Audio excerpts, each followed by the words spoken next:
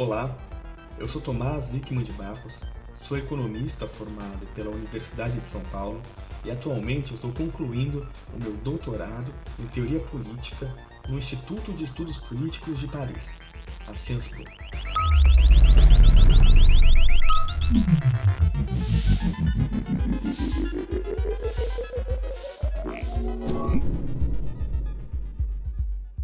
A minha trajetória até aqui não foi nada linear. Depois de formado em economia, eu fui trabalhar no mercado financeiro. Só que rapidamente eu percebi que eu tinha interesses que transcendiam muito o horizonte do mercado financeiro. E resolvi vir para a França para fazer o meu mestrado em teoria política. O meu interesse naquela época era estudar movimentos de manifestação, como por exemplo o junho de 2013 no Brasil. Queria entender as dinâmicas daquele tipo de protesto, como que ele se desenvolvia. E como eu tinha esse desejo de mudar de área, me pareceu mais prático, em alguma medida, inclusive em termos de tempo, não é?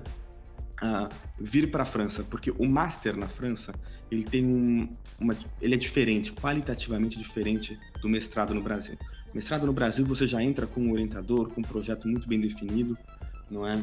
E ele se dá depois já de um ciclo de graduação que durou 4, às vezes 5 anos para algumas pessoas, não é? Na França, o Master você começa sem orientador. Isso é definido no meio para o final do Master, mesmo no meu Master, que foi um Master de pesquisa. E, além disso, as pessoas entram lá depois de 3 anos de licença, como eles dizem, de licenciamento. Então, na verdade, como eu queria fazer uma transição de um campo do saber para o outro, eu achei que esse era o caminho mais prático, na verdade, para chegar no doutorado. No doutorado, eu mudei um pouco de objeto, mas não muito. Hoje em dia eu não estudo mais movimentos no Brasil, apesar do Brasil ainda, obviamente, me interessar muito. Eu estudo ainda protestos, mas protestos que acontecem aqui na França. O movimento dos Gilets jaunes, ou coletes amarelos. E ao mesmo tempo, no doutorado, eu acabei incorporando uma outra área de saber na minha pesquisa. Então eu passei da economia para a teoria política e agora, no doutorado, eu articulo teoria política com psicanálise. Pode parecer estranho, mas essa é uma área muito promissora, que tem feito muito sucesso e se desenvolvido muito aqui na Europa e na França em particular. E o interesse dessa articulação, para mim, se dá no fato de que a psicanálise nos permite pensar a construção de identidades coletivas nesse tipo de movimento, nesse tipo de manifestação. E responder a uma pergunta, que é a pergunta que eu me coloco desde o começo do doutorado. Afinal de contas, esses movimentos são democráticos ou não?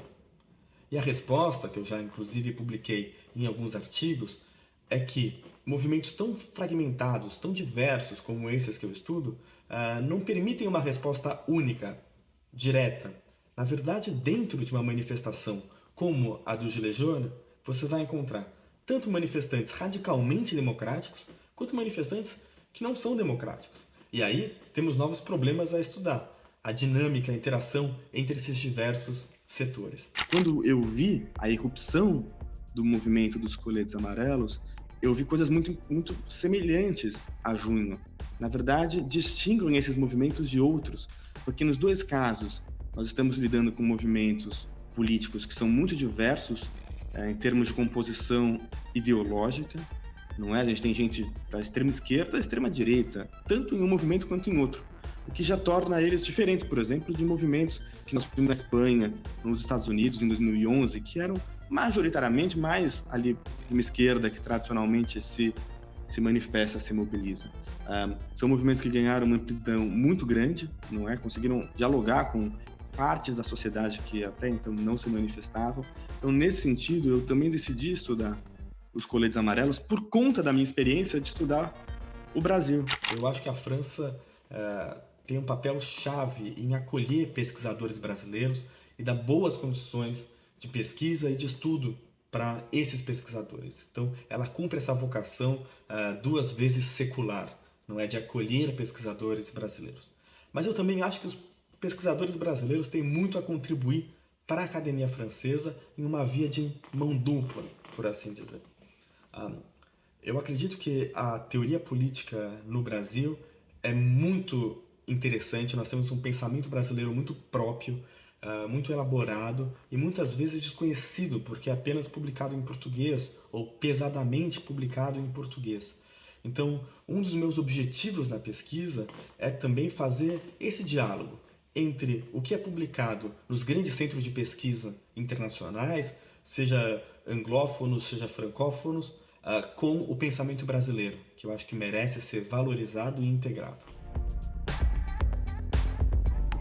A minha palavra preferida em francês, eu acho que é dépaysement, que traduzindo literalmente seria algo como despaísamento.